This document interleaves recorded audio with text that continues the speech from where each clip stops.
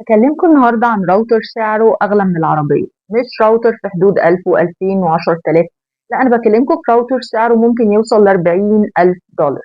احنا بقى عايزين نعرف هو ليه سعره كده، عايزين نعرف بيستخدم فين وإمتى، وعايزين نعرف إيه إمكانياته اللي تخليه يوصل للسعر ده، وإيه برضو إمكانياته اللي تخلي الشركات تحتاجه وتحتاج إن هي توظفه عندها. قبل ما ندخل في الموضوع أحب أفكركم إن في كورس CCNA هيبدأ جديد يوم 1/7. اللي حابب ينضم ليه يبعت لنا على الواتساب وبنبعت له كل التفاصيل. الكورس ده من البداية خالص للي ما يعرفش شبكات قبل كده نهائي. الراوتر اللي بنتكلم عنه هو من سيسكو، اسمه كاتاليست 8500 تيرز ايدج بلاتفورم. لما تعرف ان في وسط الاسم كلمة تيرز اعرف ان هو مش راوتر واحد ولكن سلسلة من الأجهزة، كل واحد بإمكانيات مختلفة وبأشكال مختلفة، وانت تقدر تختار منهم المناسب لشركتك، ولكن بيبقوا بيتشاركوا مع بعض في صفات معينة. الراوتر ده سعره غالي جدا، بيبدأ من 30,000 دولار وبيوصل ل60,000 دولار في الوقت اللي احنا بنسجل فيه الفيديو ده. الراوتر ده طبعا مش راوتر منزلي ولا معمول للشركات المتوسطة أو الصغيرة. الراوتر ده معمول للشركات الكبيرة جدا من نوع الانتربرايز كلاس راوترز، يعني بيشتغل في انتربرايزز أو شركات كبيرة جدا جدا، علشان تبقى محتاجة لإمكانياته اللي احنا هنتكلم عنها دلوقتي.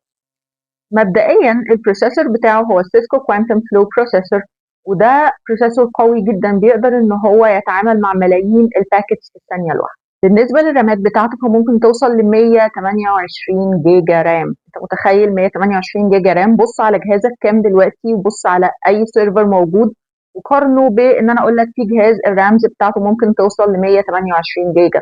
عدد البورتس بتاعته او المداخل او المنافذ بتاعته من 10 ل 40، منهم الايثرنت اليو تي بي العادي ومنهم الفايبر، والسرعات بتاعته بتوصل ل 100 جيجا.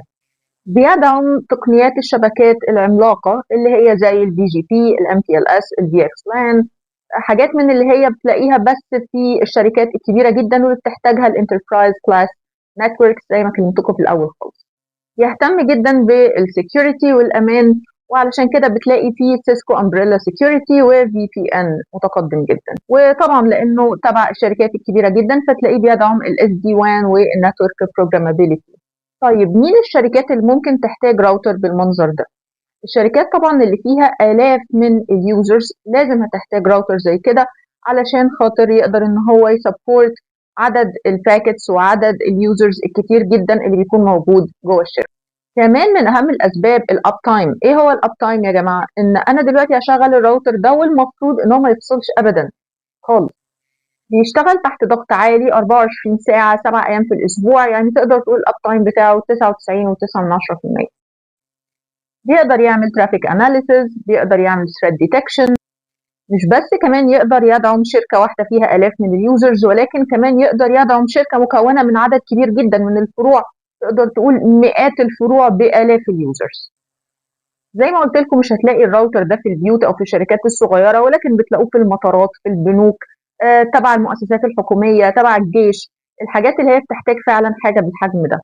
الراوتر ده علشان تقدر تشتغل عليه لازم تكون دارس كويس جدا وبتعرف تشتغل على السيسكو راوترز، وبتعرف كمان تعمل programmability وتقدر ان انت تشغل الحاجات الادفانسد اللي هي تبع الراوتنج زي segmentation راوتنج زي security.